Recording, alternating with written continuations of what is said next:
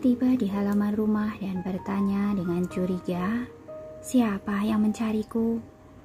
Pelayan melaporkan dengan suara rendah, "Bibi Riana. Dia sudah lama berdiri di luar halaman.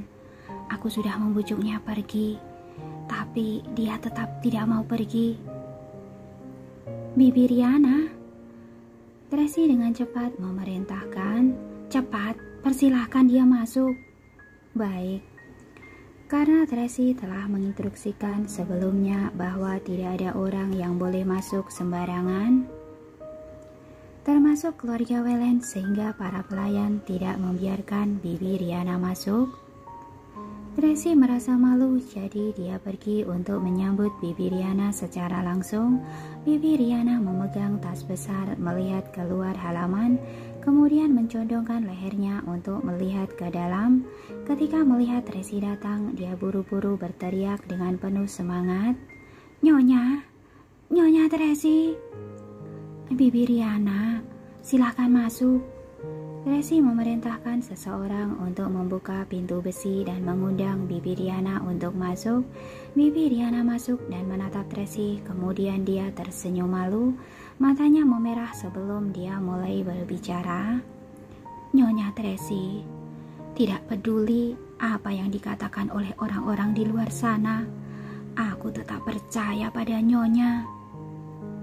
"Bibi Riana." Tracy menatap Bibi Riana, tidak tahu harus berkata apa. "Nyonya Tracy, aku punya pertanyaan. Aku sungguh penasaran, ingin bertanya pada Anda." Bibi Riana melihat ke samping, merendahkan suaranya dan bertanya dengan gugup, "Apa Tuan Daniel ini benar-benar Tuan Daniel kita? Kenapa aku merasa seperti ada yang aneh dengannya? Apa karena dia sakit, merusak saraf otaknya, atau dia memang palsu? Bagaimana mungkin Tuan Daniel bisa meragukan Anda? Hari ini dan tadi malam, dia bahkan mengumpat pada Tuan Besar. Aku sangat terkejut."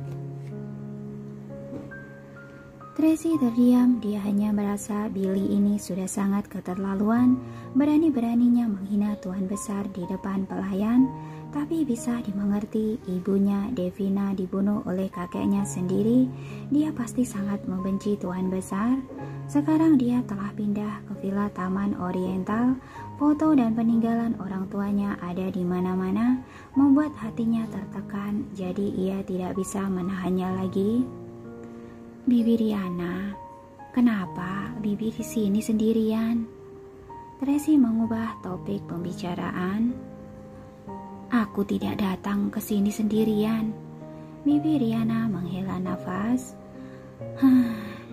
"Pagi-pagi sekali, Tuan Daniel mengirim seseorang untuk mencari sesuatu di villa sisi selatan, mengatakan bahwa ada sesuatu yang tertinggal di sana. Tapi aku tidak tahu persis apa itu. Lalu, aku pikir anak-anak suka makan cemilan yang aku buat. Jadi aku membawanya beberapa ke sini. Nyonya Tracy, aku benar-benar percaya bahwa anak-anak adalah anak kandung Tuan Daniel. Aku tidak tahu dari mana rumor itu berasal, atau apa yang terjadi dengannya. Bagaimanapun, aku tetap percaya padamu." "Bibi Riana, tunggu sebentar." Tracy menyela perkataan Bibi Riana dan bertanya dengan cemas, "Bibi bilang mereka mengirim orang ke villa sisi selatan untuk mencari sesuatu." "Iya, mereka mengatakan itu sesuatu yang penting. Tuan Daniel meminta seseorang untuk mencarinya. Saat sampai di persimpangan, aku meminta Heru untuk mengantarku ke sini." "Paula, Paula!" Tracy segera berteriak ke dalam ruangan, "Siapkan mobil." "Baik." Paula segera pergi dan tergesa-gesa tanpa bertanya sedikit pun. "Mobil apa yang perlu disiapkan, Nona Tracy?" "Mobil off-road." "Mengerti." Semua mobil mereka telah disita sebelumnya, hanya menyisakan satu Cibaton yang rusak. Paula sudah pergi memperbaikinya kemarin dan memarkirnya di halaman belakang sebagai cadangan. Ia tidak menyangka akan berguna secepat ini. Nyonya Tracy, ada apa? Bibi Riana terkejut. Bibi Riana, cepatlah kembali dan jangan ikut campur. Tracy memerintahkan seorang pengawal wanita.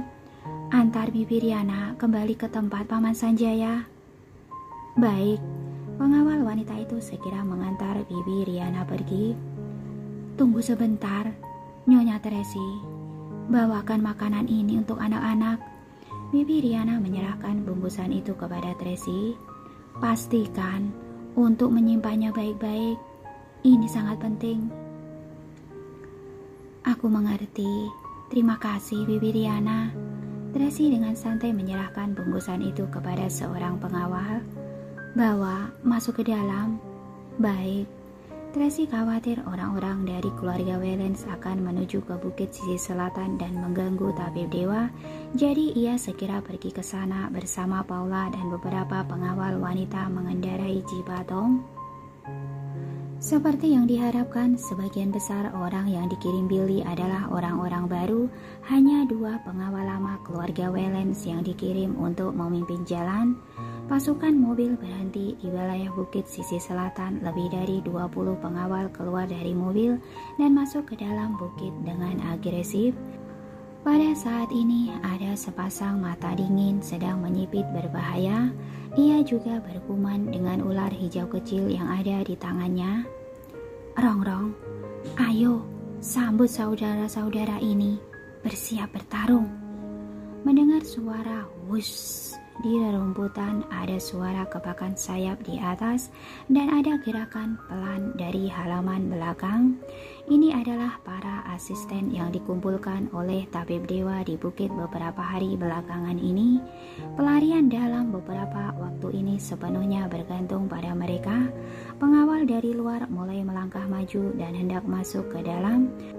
Kedua pengawal Heru dan Wika malah menghentikan mereka. Tempat ini disegel. Polisi masih harus datang ke sini untuk menemukan petunjuk yang lebih berguna. Jika terlalu banyak orang yang masuk, takut malah akan menghancurkan petunjuknya. Ini tidak baik, kan? Apanya yang tidak baik? Ini rumah tuanku. Pengawal lainnya berkata dengan dingin. Bukankah menyegel villa sisi selatan adalah idenya Tracy? Sekarang Tuan Daniel telah kembali. Semuanya harus mengikuti perintahnya. Tapi minggir. Orang-orang itu sangat kuat. Heru dan Wika sama sekali bukan tandingan mereka. Pada saat kritis, sebuah mobil Cibaton menerobos dengan cepat, melaju dengan indah berhenti di depan gerbang besi villa sisi selatan, menghentikan orang-orang itu dengan paksa. Sekelompok orang terkagum-kagum dengan mobil yang keren ini. Sebelum mereka sempat bereaksi, Paula membuka jendela mobil dan berteriak dengan marah. Bajingan, siapa yang menyuruhmu menerobos masuk ke sini? Cepat pergi! Di halaman tabib dewa tidak bisa menahan tawanya. Aku suka gadis ini. Hah? Pengawal baru itu tertegun sejenak, kemudian mereka mulai melawan. Siapa kamu? Beraninya bertindak lancang di sini. Ini adalah kediaman keluarga Wellens kami. Sial, apa kamu ingin berkelahi? Paula tidak ingin bicara omong kosong. Dia ingin sekali turun dari mobil dan menghajar pemuda itu. Paula, Tracy berkata dengan suara rendah. Paula hanya bisa menunggu di kursi, mengemudi dengan patuh, menggetakkan gigi dan memelototi sekelompok orang itu. Hatinya benar-benar tidak nyaman. Setiap kali kekurangan orang, dia harus menjadi pengemudi, jadi tidak bisa turun tangan untuk bertarung. Padahal tangannya sudah lama gatal dan sangat ingin meninju seseorang. Pengawal wanita membuka pintu mobil. Tracy keluar dari mobil dan melirik ke arah orang-orang itu dengan dominan. Apa kalian orang baru di sini? Kalian tidak tahu aturannya ya? Aturan apa? Tuan Daniel yang aturannya.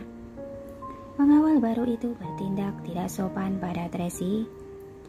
Ini kediaman keluarga Wellens. Kamu wanita dengan moral yang buruk. Kamu telah diusir dari keluarga Wellens. Apa hakmu berada di sini? Sebelum pria itu selesai bicara, ada sebuah batu yang terbang ke dahinya. Seorang pengawal wanita melemparkan batu tepat ke dahinya. Rasa sakit menyebabkannya melangkah mundur dan hampir jatuh.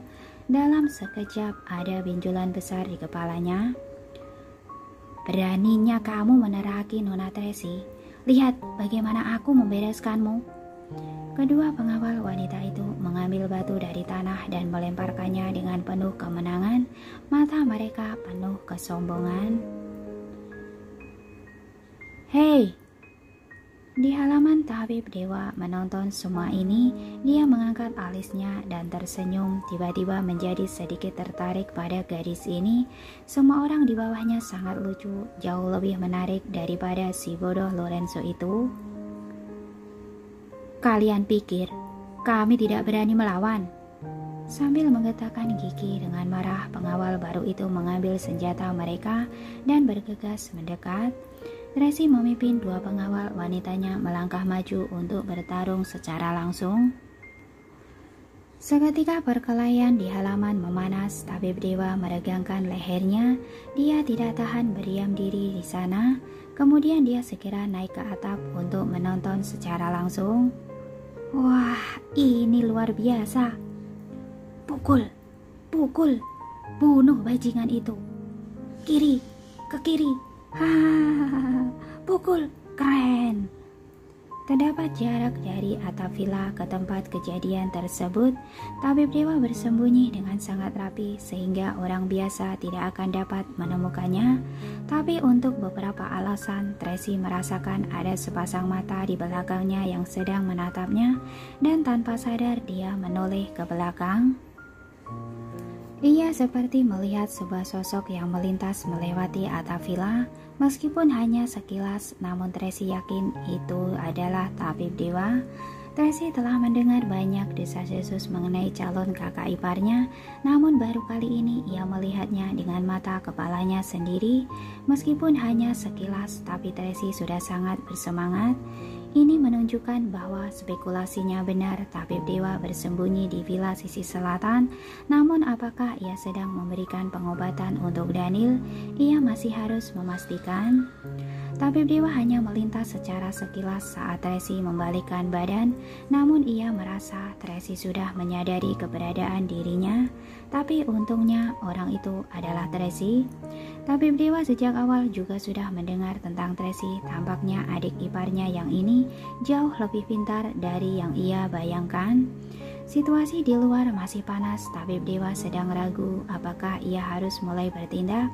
Tiba-tiba suara mobil terdengar. Ia mendengar secara sekilas bahwa yang datang adalah polisi. Mereka langsung berkata akan menyelidiki kasus kebakaran ini dan menyegel villa sisi selatan. Siapapun dilarang masuk tanpa izin polisi. Beberapa pengawal baru keluarga Wellens yang datang hendak menanyakan kondisi. Semuanya diusir secara paksa. Mendengar pergerakan di luar yang semakin tenang, tabib dewa tahu bahwa semuanya sudah hampir selesai. Akhirnya ia tidak keluar rongrong yang menyampaikan bahwa semua orang telah pergi. Ia kemudian bergegas menuju ke gedung kecil di halaman belakang. Di luar, Tracy menunggu sampai polisi membubarkan orang-orang itu. Setelah itu ia baru bisa bernapas dengan lega. Heru memanfaatkan waktu orang-orang hendak sedang naik ke mobil dan berbisik kepadanya. Nyonya Tracy, Thomas tidak bisa langsung menunjukkan diri di sini, jadi dia meminta bantuan polisi. Situasi sekarang sudah sementara, sudah stabil. Mohon jaga diri Anda baik-baik. Iya, Tracy menjawab dan memberikan isyarat tangan menyuruhnya pergi. Heru pun langsung pergi. Tracy bernafas lega saat melihat polisi mengiringi barisan mobil keluarga Wellens pergi. Ia menoleh menatap pintu gerbang villa sisi selatan yang tersegel dan mengerutkan dahinya erat-erat. Jika seperti ini terus, tabib dewa akan terganggu. Apakah ia akan melarikan diri lagi? Kenapa orang-orang itu tiba-tiba datang ke villa sisi selatan? Paula bertanya dengan heran. Setelah insiden kebakaran itu, semua barang yang penting telah dikemas dan dibawa, ditaruh di tempat Paman Sanjaya. Sekarang masih ada barang penting apa? Mungkin mereka menemukan sesuatu. Tracy menoleh dan melirik sekelas. Sudahlah, kalian kembali dulu saja. Hah? Paula tertegun. Bagaimana dengan Nona? Aku mau masuk dan melihat-lihat. Kalian tunggu aku di persimpangan, perintah Tracy. Baik. Meskipun Paula tidak mengerti, namun setelah mendengar perintah ini, ia langsung membawa orang-orang lainnya untuk pergi terlebih dahulu. Ketika suara mobil menjauh, Tracy memanjat dari samping. Saat mendarat, ia hampir menginjak seekor ular. Beruntung gerak refleksnya cepat, ia langsung menghindarinya dengan tepat waktu. Jika tidak, ular itu akan menggigit pergelangan kakinya. Tracy mencari sosok tabib dewa di dalam halaman dengan berhati-hati, namun di halaman yang begitu besar tidak terlihat sosok apapun. Gerbang villa pun sudah terkunci. Tracy menyadari karakter aneh kakak iparnya. Karena takut akan mengganggunya, ia tidak berani berlalu bertindak gegabah, hanya mencarinya dengan hati-hati. Kali ini ia baru menyadari rumah keluarga Wellens begitu besar. Ia menghabiskan waktu setengah jam hanya untuk berkeliling di halaman mencarinya. Tabib dewa menghilang seperti ditelan bumi. Tidak ada segipun jejak yang tersisa di halaman, bahkan jejak kakinya pun tidak ada. Tracy benar-benar tidak tahu tabib dewa bersembunyi di mana, sampai ia samar-samar mencium aroma obat-obatan tradisional dari halaman belakang. Ia langsung berjalan mengikuti aroma itu. Benar saja ia menemukan kuali dan ampas obat-obatan tradisional yang tidak sempat dirapikan di samping bangunan kecil. Tracy sangat bersemangat. Ia langsung berjalan menuju bangunan kecil itu agar tidak mengganggu tabib dewa. Ia berjalan sampai ke gerbang depan dan berteriak dengan pelan, "Kakak ipar!" Tidak ada suara sama sekali dari dalam. Tracy kembali berteriak, "Kakak ipar, aku Tracy. Semua orang di luar sudah pergi. Aku ingin mengobrol denganmu." Masih tidak ada suara. Tracy tidak berani masuk ke dalam. Ia hanya lanjut berkata, "Kakak ipar, aku tahu kamu sedang memberikan pengobatan pada suamiku. Tidak peduli apakah ia bisa diobati atau tidak. Aku sudah sangat berterima kasih padamu. Sekarang aku hanya ingin tahu kondisinya. Anak-anak juga sangat rindu denganmu." Begitu ia selesai berbicara, tiba-tiba suara mobil terdengar dari pintu keluar halaman belakang. Tracy terkejut. Ia langsung berlari ke arah suara itu. Benar saja, sebuah mobil van tua laju pergi terburu-buru. Ia kabur. Tracy menatap mobil itu. Di atap mobil ada seekor elang yang bulunya sudah rontok dan seekor ular piton. Ia tahu orang yang berada di dalam mobil itu pasti adalah tabib dewa. Tracy buru-buru mengejarnya dan berteriak, "Kakak ipar, jangan pergi!" Namun tabib dewa sama sekali tidak mempedulikannya. Ia mengendarai mobilnya dan melaju pergi dengan cepat. Di bawah kemudinya, mobil rongsok kecil yang hampir rusak itu ternyata dapat melaju dengan kecepatan tinggi seperti sedang terbang. Keterampilan mengemudi mobil ini jauh lebih baik daripada keterampilan mengemudi Paula. Tracy hampir terjatuh. Ia tidak dapat mengejarnya. Ia juga tidak dapat mengambil taksi untuk mengejarnya. Bagaimanapun juga, ia tidak boleh menyinggung calon kakak iparnya. Tracy menghentakkan kakinya dengan marah. Ia tidak dapat melakukan apapun. Akhirnya kembali ke bangunan kecil di halaman belakang villa sisi selatan. Di sini masih ada beberapa barang yang belum dirapikan. Ampas obat-obatan tradisional, pakaian bekas, kain kasa, kotak obat, kapas dan peralatan medis lainnya. Tampaknya selama ini tabib dewa memang mengobati Daniel di sini. Tracy sedang termenung, tiba-tiba ia melihat lantai di samping tembok bunga seperti tertulis sesuatu. Ia langsung maju dan memeriksanya. Tulisan ini sangat jelek dan tidak beraturan. Ia harus melihatnya dengan teliti baru membacanya. Daniel tidak mati, ia sedang diobati. Kalimat yang singkat ini membuat semua beban di hati Tracy runtuh. Ia sangat gembira hingga terharu. Meskipun ia sudah menebaknya sebelumnya, namun karena belum memastikan sendiri, ia masih belum bisa yakin sepenuhnya. Namun akhirnya ia bisa tenang setelah melihat pesan yang ditinggalkan oleh Dabib Dewa. Daniel masih hidup, ia masih hidup. Syukurlah. Asalkan ia masih hidup, tidak peduli kesulitan apapun yang Tracy hadapi, ia tidak akan takut. Namun Tracy tidak mengerti, ia sudah mengusir seluruh orang, hanya ia sendiri yang datang mencari tabib dewa. Mengapa ia harus melarikan diri? Anggaplah ia tidak ingin bertemu dengan orang lain, namun adik iparnya sendiri tidak mungkin menyakitinya, kan? Apalagi tabib dewa sedang mengobati suaminya. Saat sedang termenung memikirkan ini, tiba-tiba terdengar suara langkah kaki yang tergesa-gesa menghampirinya. Pupil mata Tracy melebar, ia langsung mempersiapkan senjata.